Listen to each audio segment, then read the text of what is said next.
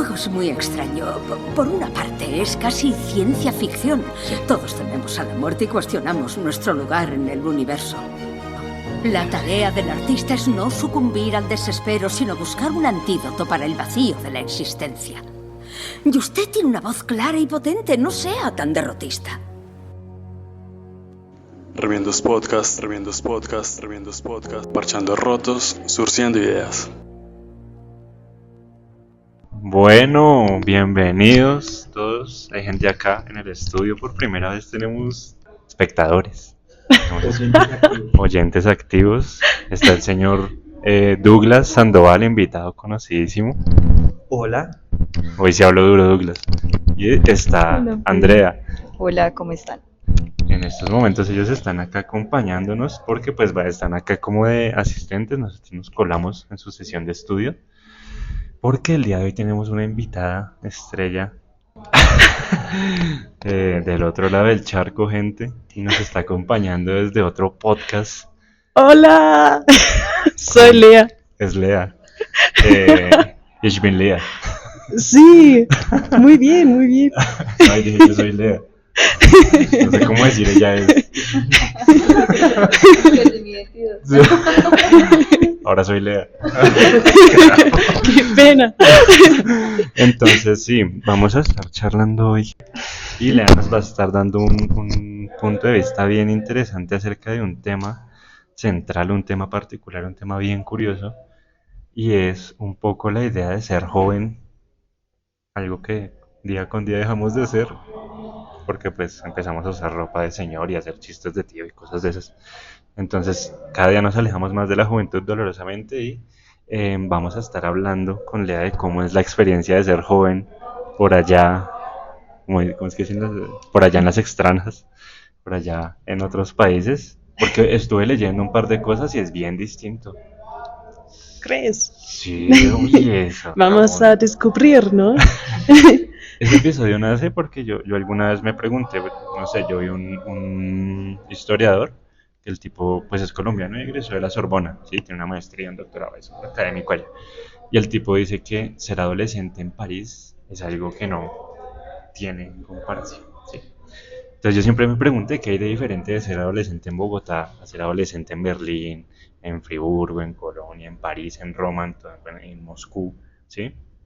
Incluso en Sao Paulo, aunque creo que acá en Latinoamérica es bien parecido, pero de aquí a allá hay distancia.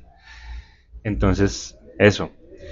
Para empezar, tenemos ahí como un par de referentes, porque pues acordémonos que esto acá hay que aprender algo, finalmente. Esto es un podcast de filosofía, de historia, de variedades, de cosas. Y es que, bueno, les cuento un poco. Hay una estética, una estética en redes sociales, en TikTok, en Instagram. Hace un tiempo en pandemia estalló, no sé si la vieron ustedes, que se llama el Dark Academia. ¿Ustedes lo vieron? No me interesan tanto las tendencias. Okay. ¿Tú la viste en algún momento, Dark Academia? No. El Dark Academia es como un poco, si hiciéramos de las películas de Harry Potter, una aesthetic, ¿sí? Entonces es como la idealización de la universidad a través de las boarding schools, ¿sí? Como estas academias privadas como Oxford, como Princeton, las universidades de la Ivy League, y universidades muy caras, de mucho prestigio, donde entra gente con un poder adquisitivo muy, muy grande y que finalmente tienen como una elitización del conocimiento, ¿sí? Entonces, no sé, una persona Dark Academia pues sabe quién es Ovidio, ¿sí? O sabe un poco de latín, ¿sí? O reconoce un busto griego cuando lo ve, ¿sí? Dice, ese es tal. Sí, ese es Sócrates. Entonces surge un poco esto y yo me puse a mirar los antecedentes de esto, ¿sí?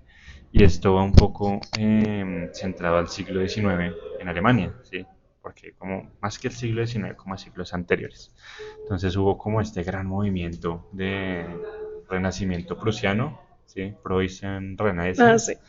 Entonces como que surge mucha gente. Es cuando surge Kant, es cuando surgen los románticos, surgen muchas personas, muchos poetas, científicos. Es cuando empiezan a ganar cuando empiezan a descubrir los grandes descubrimientos de la física. Estos músicos también, antes de Wagner, o pues más o menos en los tiempos de Wagner. Haydn creo que es. Bueno, en el caso hay música, hay academia, hay ciencia, hay de todo. Y esto como que empieza a moldear un poco la identidad alemana, ¿sí? Nacional, porque entonces se entiende que las personas jóvenes tienen que estar en la universidad estudiando, produciendo conocimiento, ¿sí? Interesándose, ¿sí? Un poco en la música, ¿sí? En la ciencia y demás, pero todo esto con el fin de hacer grande la nación alemana. Eso es un primer escalón, ¿sí? Ujú. ¿Cómo lo has vivido tú, por ejemplo, en tu proceso académico hasta el momento? ¿Cuál te dicen cuál es el fin de estudiar en Alemania cuando uno es joven? ¿Para qué estudiar en Alemania? ¿Con qué fin? Porque acá uno estudia para conseguir trabajo y Sí, camellar y salir adelante, como dicen. En Alemania, pero creo que depende mucho de la persona, ¿no? Porque hay personas que estudian solo para interés y hay otras que estudian para encontrar trabajo. Pero en Alemania tampoco todas estudian, es como, creo que hablábamos antes, es un poco depende de tu educación de tus papás también, porque si tus papás, por ejemplo, son académicos y estudiaron en una universidad, es mucho más probable que tú también vas a estudiar ese. Pero si tus papás, por ejemplo, no estudiaban antes, tú probablemente no vas a estudiar. O tal vez puedes, pero es más difícil porque no tienes los mismos recursos y por eso depende mucho de la persona. Por ejemplo, mi proceso académico fue que yo empecé un estudio cuando tenía 18 años solo para interés y después yo pensé que quiero hacer algo diferente. Yo hice un voluntario, después empezó otro estudio, terminé ese con un bachelor y ahora estudio algo diferente. Es como mi proceso creo que no es el proceso de todos, pero sí, ese fue mi camino. ok, ok. Pero entonces, mira que o sea, no hay una presión del Estado, ¿sí? O sea, no es obligatorio estudiar. No es obligatorio estudiar, pero del Estado como tienes ayuda del Estado para una carrera. Y después, si no tienes el privilegio de soporte, de ayuda de tus papás, por ejemplo, no es tan fácil estudiar otra vez, Ok, ¿sabes? pero entonces mira que eso, o sea, eso se distingue mucho y es algo que de una u otra forma, se borra como de la Ujú, mentalidad de Alemania, como país de la Alemania antes de la Segunda Guerra ujú, y de la Alemania de ahora, así como que son, o sea, son dos países completamente distintos, porque antes el fin de estudiar era ese, ¿sí? O sea, tú estudias para el Estado, o sea, para la nación, para Alemania, para tener más ujú, científicos, para tener más máquinas, para tener de todo, ¿sí? ujú. Sin embargo, acá, pues no sé si ustedes cómo lo viven, pero acá no está esa presión, tal vez en algunas universidades de élite, sí, como donde hay medicina y tal, como de, por ejemplo, no sé, estudiar para investigar y conseguir patentes para que la universidad cobre por esas patentes, ¿no? Acá uno estudia, o sea, la gente que estudia en general no estudia por presión de nada, ¿no? ¿Usted se ha sentido presionado alguna vez a estudiar algo por alguna fuerza de su vida, por su familia, por el Estado, por los intereses del país? No, pero creo que al menos en nuestro contexto, sí es evidente que entre más estudios uno tenga, más posibilidades tiene de acceder, por ejemplo, a un buen empleo, de mejorar su calidad de vida. Y entre más cualificado usted tenga su carrera, ¿sí? Es que haga especializaciones, diplomados, maestrías, puede apuntar a que la contrate una buena empresa, con un buen sueldo, ¿sí? Pero también esto de estudiar y tener la posibilidad de ingresar a una universidad pública, al menos en Colombia, eso es muy actual, muy contemporáneo, ¿sí? Yo creo que desde el último cuarto del último siglo, nosotros como jóvenes hemos tenido la oportunidad un poco más democrática de ingresar a una universidad. Antes no era así. Por ejemplo, en mi familia, mis hermanos, la generación de mis hermanos y yo, somos los únicos que hemos estudiado en universidad. Y entonces antes era más difícil. Mis tíos, al menos por parte de mamá, mis tíos no tienen estudios, bachillerato, pero digamos que eso es lo que se puede porque el distrito y el estado pueden brindar. Pero una universidad era más difícil. Hoy en día es un poquito más fácil. ¿Quieres decir algo también? Pues yo creo que eh, pasa algo y es que en este tiempo uno está también alejándose un poco de la garantía de que estudiar cierta carrera le brinda a uno un buen trabajo, ¿sí? O sea, la incertidumbre creo que es general. hay muchos programas que, digamos, sobre todo en ciencias humanas, que uno estudia y uno sabe que las posibilidades a nivel laboral tienden a ser difíciles, pero ya ahorita estudiar derecho, estudiar psicología, estudiar administración de empresas tampoco es una garantía, además porque son profesiones que ahorita tienen mucha demanda, ¿sí? Entonces, yo estuve en una clase este semestre particularmente donde nos colocaban ahí como, bueno, un concepto que es como muy comercial y era como hacer un balance entre lo que a uno le gusta, por lo que le pagarían y también como qué le gustaría hacer si nada fuera remunerado. Y mucha de la gente que estaba ahí estaba pensando en cosas distintas a las que estudiaba, ¿sí? Y es como, yo no me vi en la obligación nunca de estudiar algo por obligación o por tener algún tipo de garantía después de cómo se tiene que estudiar eso porque su familia estudió tal cosa, entonces usted también lo tiene que hacer, no, pero sí hay muchos jóvenes que se ven obligados a dejar filosofía para después de los 30, 40 años porque saben que es una carrera que tiene cierta dificultad para moverse en el mundo laboral, ¿sí? Y buscan otras carreras, que pueda que les dé y pueda que no. O sea, sí, lo que les digo, no es como garantía de que voy a recibir un buen sueldo, sí. Además, si estudia uno ahorita una maestría, especialización, posgrados, doctorados, tampoco es una garantía para uno tener una buena remuneración. ¿Y tú, Anton, por qué estudiaste tú? Por amor al arte. Sí. Sí, yo el otro día me preguntaba a alguien de mi familia eso y, y el otro día me preguntaba a alguien de una empresa también. Me decía, bueno, yo tengo una empresa, ¿sí? Hagamos de cuenta. Y yo quiero con toda mi alma, ¿sí? O sea, sí, ayudarle al mundo y contratar gente de filosofía. Contrato a un filósofo que lo pongo a hacer en mi empresa. Y yo le decía, y como vea usted que usted se está equivocando en una cosa, es que usted está poniendo la filosofía que es más antigua al servicio de la empresa que es nueva. Usted quiere poner algo anterior al servicio de lo más reciente y eso no funciona. La filosofía, la empresa tendría que estar al servicio de la filosofía de una u otra forma buscando cómo dignificarse, ¿no? Para que no exista la explotación laboral, el acoso laboral, ¿sí? Para que no existan las desigualdades, para que no existan, por ejemplo, no sé, un gerente que trata como quiere a los empleados, ¿sí? Por ejemplo, en el ARA, en los supermercados ARA, que le diga a usted el gerente, bueno, que sea el amigo de nosotros, que nos digan, bueno, ¿puedo abrir una vacante? Y usted como filósofo, ¿qué haría en ese supermercado? ¿Qué podría hacer? ¿Sí? Dentro de todo lo que constituye la empresa, ¿sí? No solo en ventas, en marketing, en publicidad, ni eso, nosotros qué podríamos hacer ahí, porque tampoco estoy muy de acuerdo que las empresas necesariamente tengan que estar al servicio de la filosofía, sino cuál es la labor de la filosofía precisamente en una empresa como el ARA, por ejemplo, de supermercados. No sé, se me viene ese ejemplo a la cabeza, es lo que pensé cuando tú pusiste el ejemplo. Pues finalmente o sea, sí, volviendo un poco al centro, es eso, ¿no? O sea, que finalmente lo que uno estudia, las cosas que uno hace o los intereses que uno tiene y lo que lo hace feliz, como decía ahorita Andrea, pues muchas veces eso no da plata, ¿no? Pero es que tampoco eso tiene que dar plata.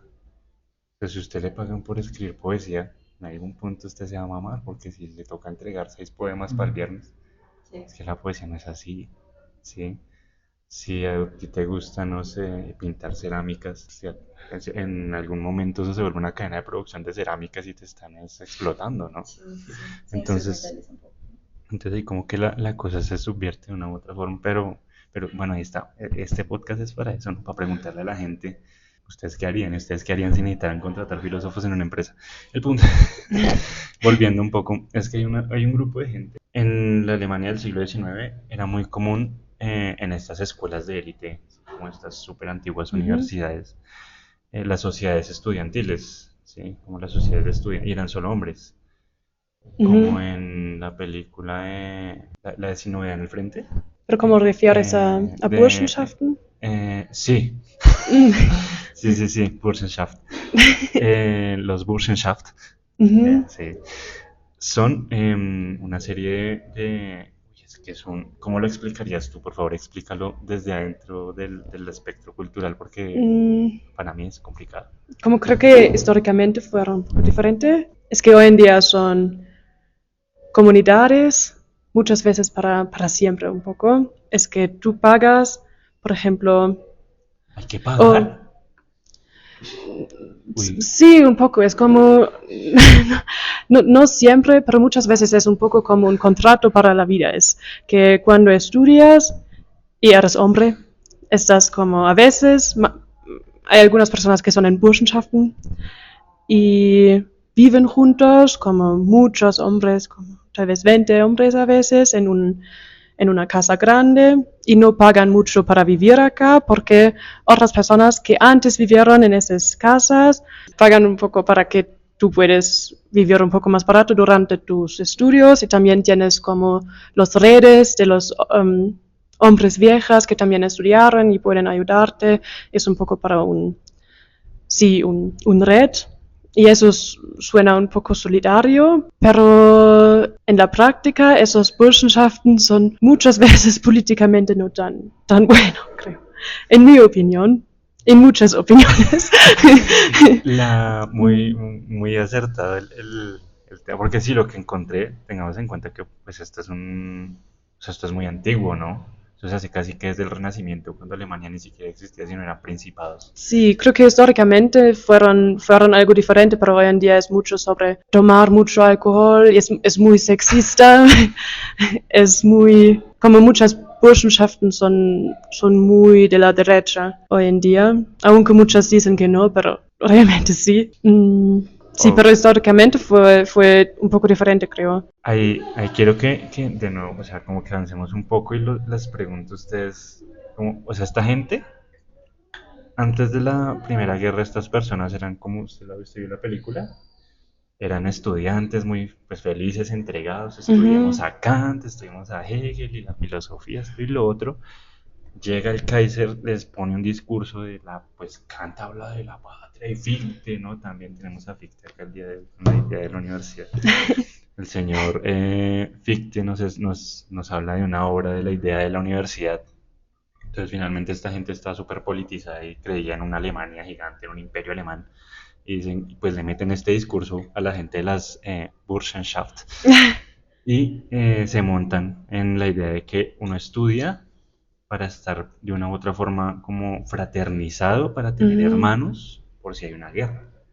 Hagan de cuenta que en la facultad el decano nos hubiera hecho todo el cumpleaños de Platón, la pizza, todo eso fuera para que creáramos hermandad por si hay una guerra civil y fuéramos un solo bando y no nos traicionamos porque somos hermanos de fraternidad. Un poco la idea Ujú. gringa esta de Alfa y Omega en Harvard, como en American Pie.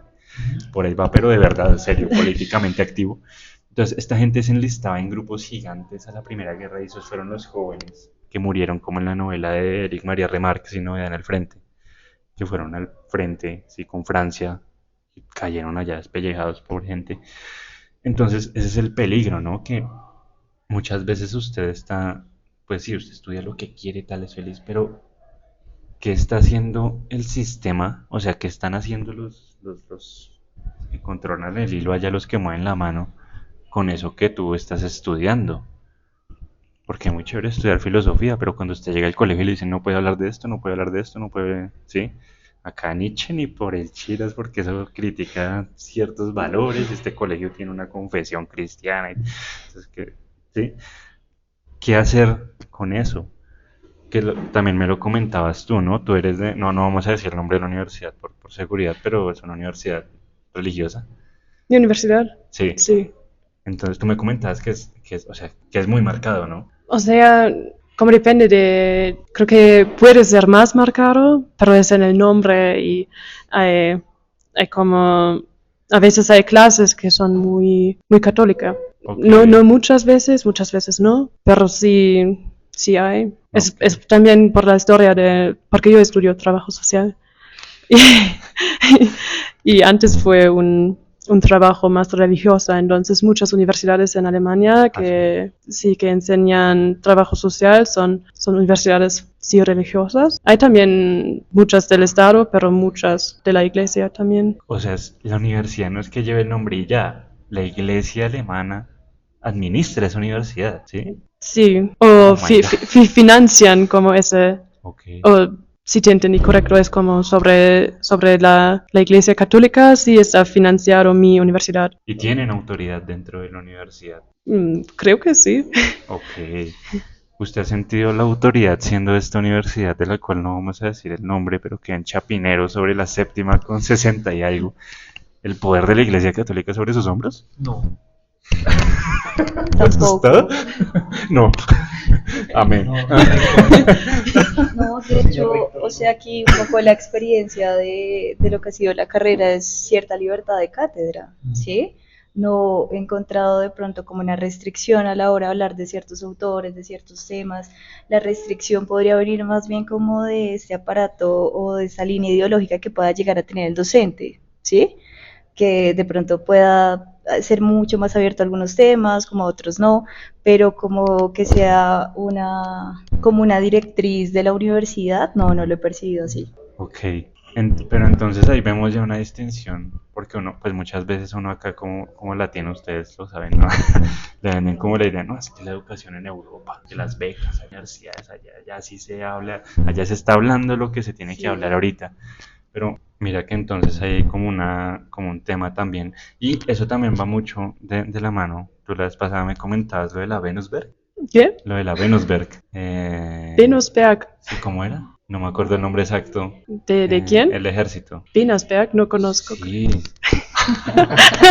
Esto se va. Bueno, sí, tú me contaste de Army. Venusberg. Bundeswehr. Bonusberg. ¿Cómo carajos escribo eso yo? Es que no conozco esa letra, perdón. Y tú me hablabas de la relación de eso con la educación. ¿Cómo funciona ahí y qué es? O sea, creo que, por ejemplo, ahora, muchas veces cuando estás en ferias de carreras, hay también una gran presencia de la Bundeswehr, del militario y de la policía, como de esos institutos. Pero cuando yo era, por ejemplo, más joven y en la escuela, yo también tenía que ir a ferias de carreras con mi escuela y no fue tan presente que hoy en día, creo. Tú me comentabas si no estoy mal, era la posibilidad de estudiar, o sea, ellos te financian Sí. tu estudio, es que eso es una locura. Sí, es que la Bundeswehr va a financiar tus estudios y vas a ganar mucho dinero con eso, pero tienes que firmar un contrato para... Cuando yo era más joven fueron 16 años, creo que hoy en día es lo mismo, es como... Y ellos pueden decirte como que tienes que ir a otros países, por ejemplo, para hacer cosas, no sé, como depende de qué estudias, pero sí, por ejemplo, muchas personas en Alemania quieren estudiar medicina, pero no hay suficientes espacios para estudiar medicina, entonces hay personas que quieren estudiarlo y van a aprovechar la oportunidad con la Bundeswehr, pero al fin tienen que hacer cosas en otros países que tal vez no quieren, pero tienes que firmar ese contrato. O sea, es que me siento amarillista, pero siento que debo decirlo. O sea, tú me comentaste que es probable que una vez finalizada la carrera, la Bundeswehr te invite a ir con ellos a Afganistán. Es que hoy en día no, la Bundeswehr no es en Afganistán, pero sí, antes fue en Afganistán también. O sea, tú puedes estudiar, pero ¿a qué precio finalmente, no? O sea, acá no, o sea, no existe esa relación, acá hay una separación muy marcada de poderes, ¿no? Estamos viendo que allá no es tan fuerte la separación, porque acá el ejército no entra, una vez entró el ejército a la nacional, como en los 80s, ¿no? Y hizo una masacre. Eso se va a censurar. Pero sí, como que un problema. Y desde entonces no entró la policía tampoco. Pero esas son mis informaciones, no es que yo no. yo nunca estudié en la Bundeswehr. Puede que la Bundeswehr sea lo mejor del mundo. Es solo lo que conozco, pero puedo chequear después las fuentes, pero sí, esas son mis informaciones que conozco. Sí, o sea, son ya precisiones técnicas, pero finalmente esa es la forma en que funciona en general la Bundeswehr. Sí, yo creo. Hay un par de datos ahí interesantes que también les quería comentar. Y es que pues un poco ya para acabar con el siglo XIX y pasar a lo que es el siglo XX y todo esto. Porque, bueno, en estas como sociedades, en estas Burschenschaft, había mucha gente, lo muestran en las películas de la Primera Guerra, The First War. Pero es interesante que hablas sobre Burschenschaften porque yo he escrito un texto sobre... ¿Ah, sí?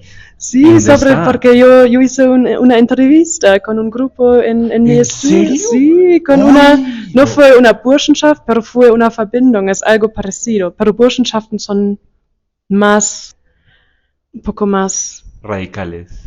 creo, sí. Sí, no, sí, Es un poco una forma diferente. o sea, para no comprometer a Lea, vayan y busquen la palabra en internet y todo lo que se encuentra es que esta Sí, gente es pero es que muy yo tenía, problemática. por ejemplo, en mis estudios un amigo que fue en una Verbindung, como algo parecido, porque en Friburgo es muy difícil encontrar algo para vivir, como una casa.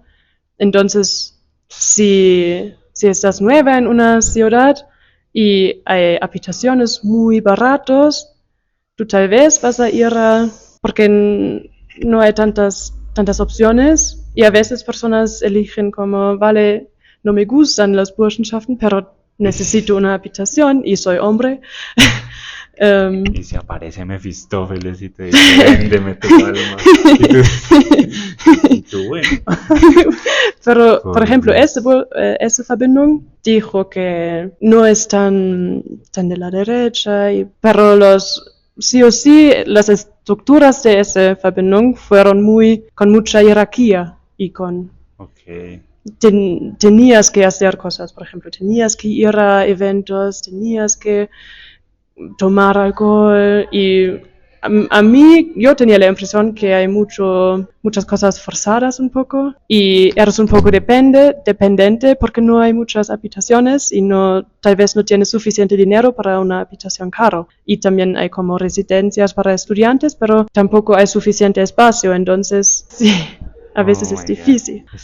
¿Ese texto está publicado en línea? No, pero Fue para una clase. sí fue para una Si clase. en algún momento disponemos de ese texto en línea, lo linkearemos a este episodio, lo taguearemos ahí para que se pueda acceder, porque escuchar a estas personas hablando como desde adentro, una cosa es señalar y otra cosa es escuchar al que es señalado. Entonces, súper Sí el- fue un texto sobre clasismo. sí, es que estas personas, y justamente de eso partimos, porque es que estas sociedades, pues se ven las fotos, ¿sí? Cuando iban a la Primera y la Segunda Guerra, que de los soldados prusianos y los soldados nacionalsocialistas, por lo general tenían muchas cicatrices en la cara, Sí, es porque tienes que hacer... porque tenían duelos de Sí. esgrima, pero no con floretes de esgrima, sino con sables. Contra el profe, porque el profe le dijo, Camine Martínez, nos echamos cuchillo. Pero sí ¿Cómo te entendí es? correcto, porque no conozco la palabra, pero también hay hoy en día, como en ¿Eso algunas... todavía se hace? Sí, en algunas Burschenschaften todavía hay hoy en día como Fechten. Y es forzado, tienes que hacerlo. Es- Like fighting with swords. No son swords, pero como Near. es Fechten. Es también un deporte, pero normalmente tienes protección.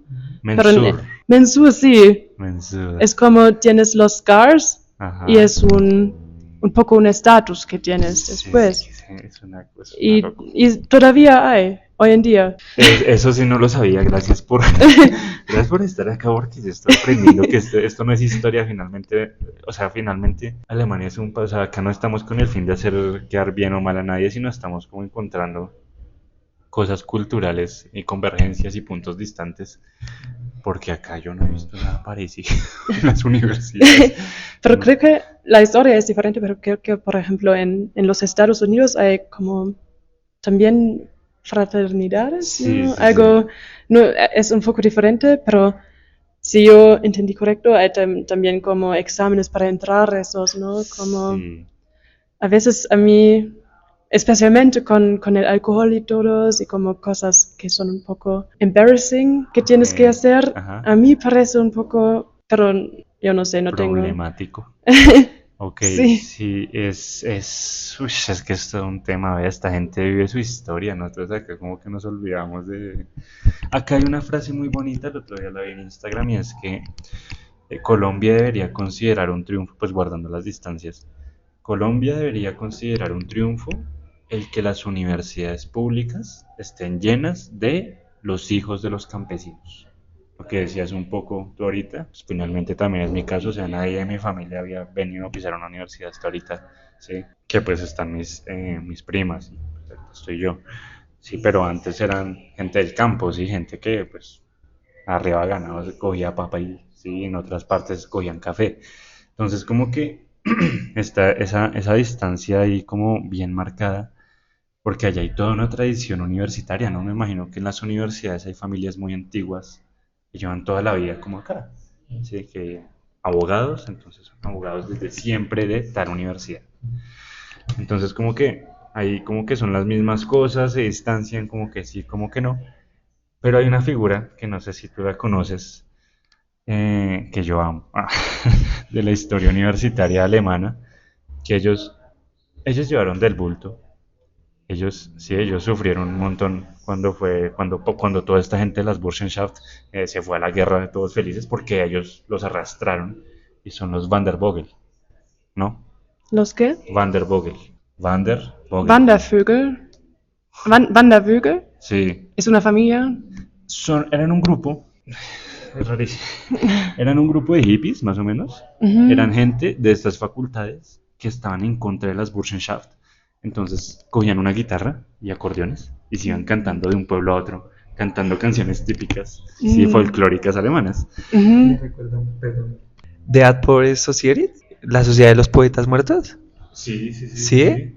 Y que también me parece algo muy curioso de lo que estás diciendo, y es que en esas fraternidades y en colegios de ese tipo que son así como muy tradicionales, como que encuentro en común en este contexto alemán y con la película, que hay como ritos de iniciación, ¿no?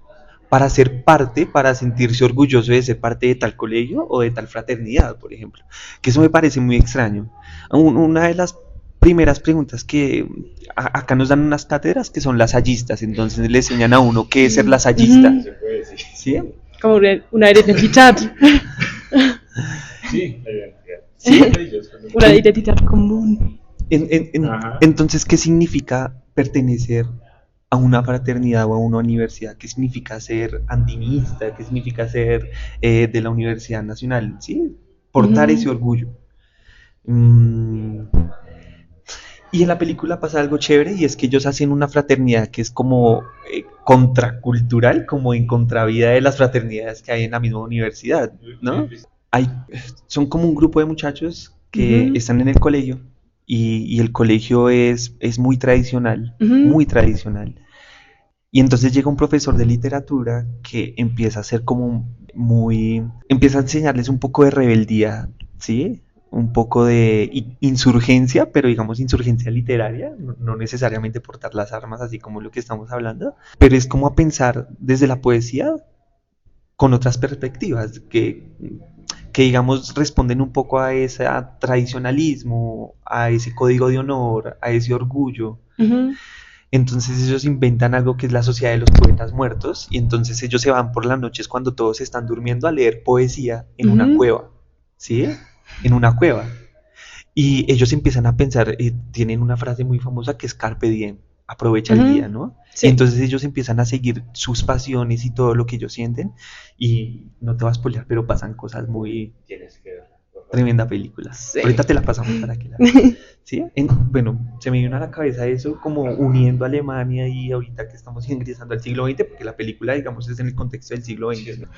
No, espectacular su aporte, porque sí, finalmente siempre hay quienes se resisten, ¿no? O sea, siempre en el Estado, en las universidades, tanto acá como allá, pues los que se han resistido.